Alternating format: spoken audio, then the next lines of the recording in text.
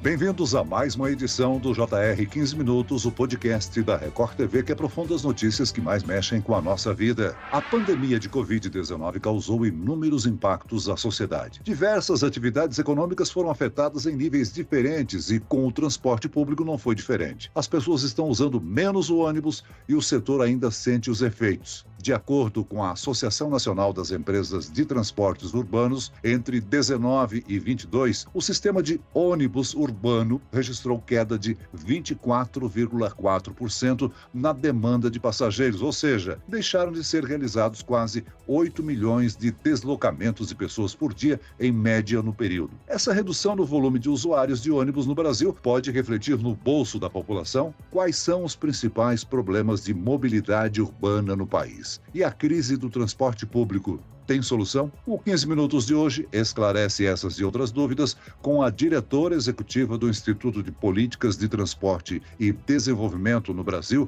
especialista em mobilidade urbana, Clarice Cunha Link. Bem-vinda ao nosso podcast, Clarice. Obrigada por esse convite, é um prazer estar aqui discutindo esse tema tão importante para as nossas cidades. E quem nos acompanha nessa entrevista é o repórter da Record TV de Belo Horizonte, Luiz Gustavo. Luiz Gustavo, o levantamento traz dados atuais e expõe aí os desafios e a crise enfrentada por esse setor, né? Olá, Celso, obrigado pelo convite. Oi, Clarice. É exatamente isso, Celso. O transporte rodoviário coletivo urbano é hoje o principal responsável pelo deslocamento de passageiros no Brasil, mas enfrenta uma forte crise que começou há quase 3 décadas, né? Esse anuário aponta que antes do coronavírus, em 2019, eram realizadas 33 milhões de viagens com passageiros que pagavam todos os dias no país. Agora esse número caiu para 25 milhões em 2022.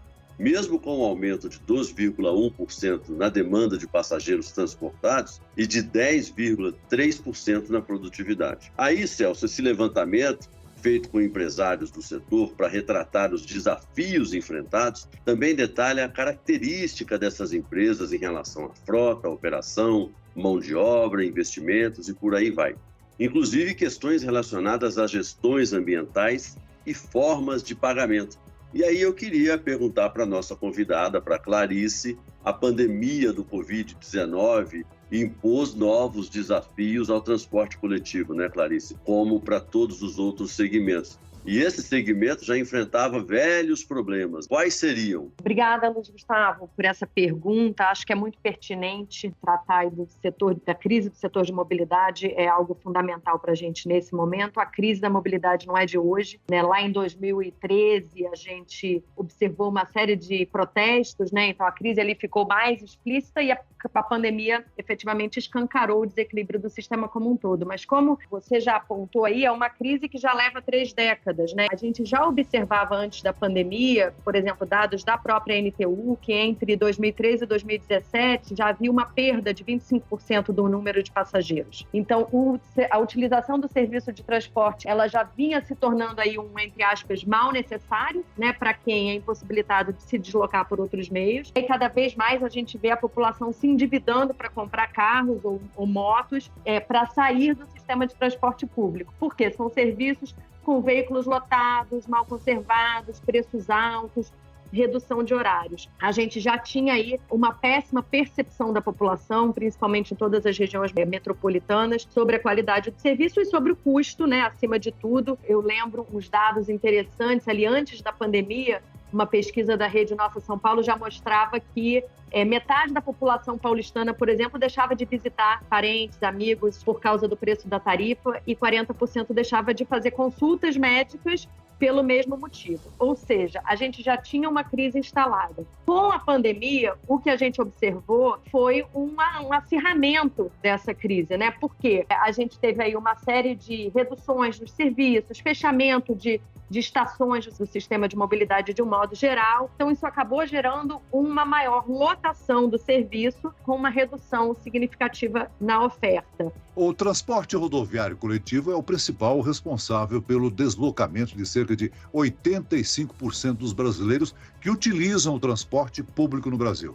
Clarice, este serviço é utilizado por diversos motivos, como, por exemplo, um alcance maior no número de áreas dentro do país? Sim, com certeza. É a forma de deslocamento mais utilizada pela população, né? Inclusive o transporte por ônibus é o mais utilizado e é fundamental para que a população acesse, né, o que a gente chama aí de oportunidades na cidade. Então, a gente não está nem falando somente de emprego, mas saúde, educação, outros serviços, né? Sem o serviço de transporte público, a gente limita muito o acesso da população à cidade como um todo. Então, é importante que a gente reveja esse processo até de mercantilização do transporte público que a gente tem, né? E repense qual é a importância que a gente quer dar. Em 2015, o transporte já foi incluído como um direito, né? No artigo 6º da nossa Constituição. Então, junto com saúde, com moradia, com educação, temos transporte, mas é ainda um serviço, né, tratado como uma prestação de serviço privado. Agora, Clarice, de acordo com o levantamento, o sistema de ônibus deixou aí de realizar quase 8 milhões de deslocamentos de pessoas por dia, em média, no período.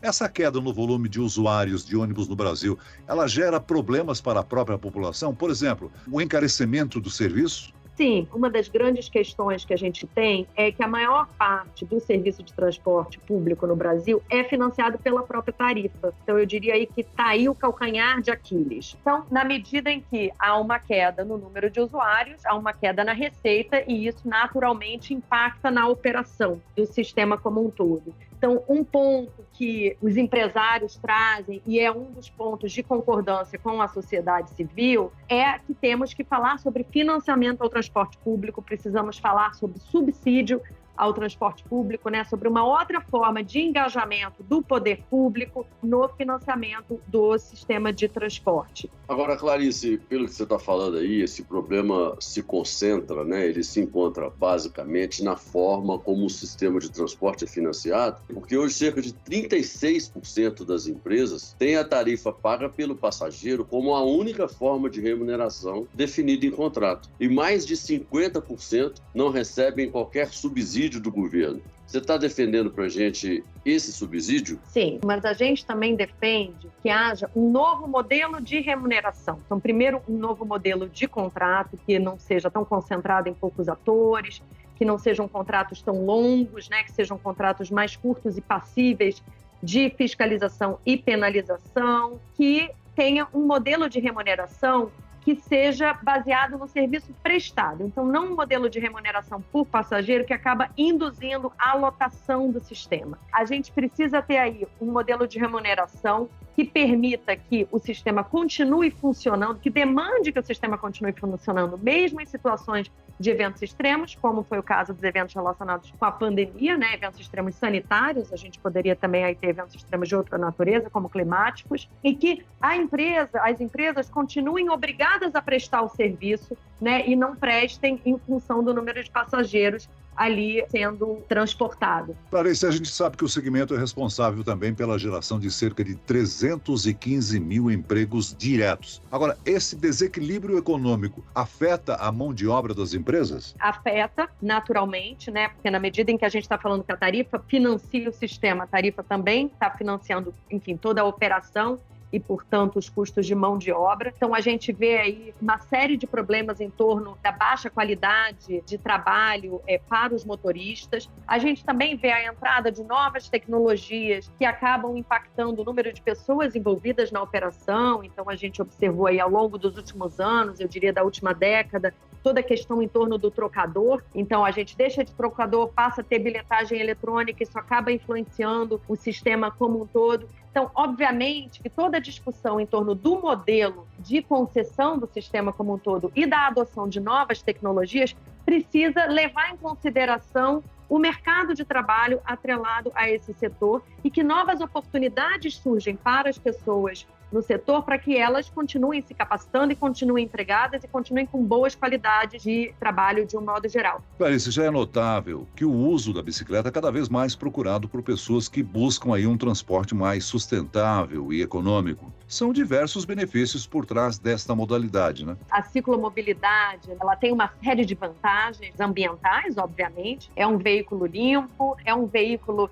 que permite um deslocamento mais rápido do que a mobilidade a pé, com carga, cobrindo uma área maior, então deslocamentos de 3 a 5 quilômetros não deveriam ser feitos por transporte individual, por exemplo, eles deveriam ser facilmente feitos por transporte por bicicleta, né? Então, a gente também vê um benefício aí do ponto de vista econômico, inclusive individual ou familiar, porque são veículos de fácil manutenção, de fácil aquisição, então, principalmente olhando aí para questões assim em torno da pressão orçamentária das famílias. A gente também tem um impacto aí do ponto de vista da saúde da população, jovens, crianças, né? A gente tem aí toda uma epidemia em torno da obesidade, do sedentarismo, e a bicicleta possibilita aí uma série de intervenções nesse sentido, né? Então, você ter a bicicleta como parte do dia a dia. Então, tem benefícios ambientais, sociais, econômicos.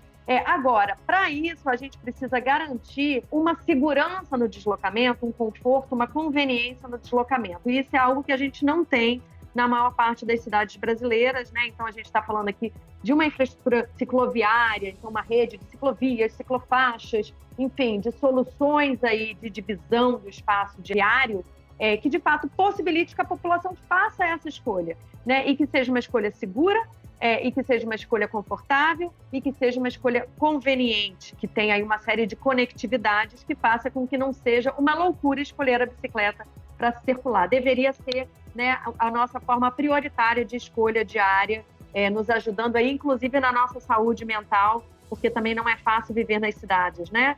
Cada vez mais estressante, e a bicicleta pode ser também um instrumento aí de muita contribuição para a saúde mental da população. Você não acha que, eu vendo a sua fala muito pertinente, mas a gente nota uma ausência de uma política pública um pouco mais intensa, porque as ruas quando existem as ciclovias, elas não são devidamente sinalizadas e raramente oferecem a segurança que o ciclista merece, né? E eu também queria te perguntar a respeito de um tema que é muito polêmico, mas é importante para pelo menos desafogar ou melhorar o nosso sistema de transporte, que é a carona compartilhada. É muito comum você ver nos grandes centros uma única pessoa dentro de um carro e muitos carros dentro de um mesmo espaço, obviamente que leva ao congestionamento. Você não acha que essa questão do transporte público é também uma questão que deveria passar pela educação? É a questão da política pública. Acho que esse é um ponto fundamental aqui para a gente abordar. Em 2012, a gente teve a Política Nacional da Mobilidade Urbana, que é a Lei 12.587, aprovada. Foram 17 anos de debate em torno dessa lei.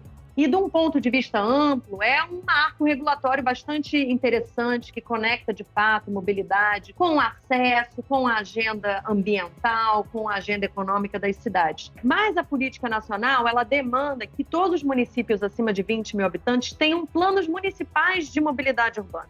E aí a gente vê que, na verdade, são poucos os municípios que já têm os seus planos. Então, isso foi uma lei de 2012 e até hoje a gente não tem aí a maior parte dos municípios com planos elaborados, né? A última vez que eu acessei esse dado, se não me engano, eram 15% dos municípios brasileiros somente com um plano. E dentro desse plano, que é, então, uma atribuição municipal, a gente tem uma série de agendas que precisam ser lidadas, né? Então, a gente tem a agenda do transporte público, a gente tem a agenda da política cicloviária, a gente tem a agenda da política para a mobilidade a pé e deveria ter também a agenda que busca diminuir o número de veículos circulando na cidade, né? Então, como é que a gente garante que a gente tem sistemas de transporte público, infraestrutura cicloviária e infraestrutura para mobilidade a pé que sejam atrativos o suficiente, uma qualidade que, de fato, atraia a população, independente de sua renda, para se circular por esses modos, que são os modos que a gente chama de transportes sustentáveis. E que, então, haja aí uma migração da população que está optando pelo transporte individual,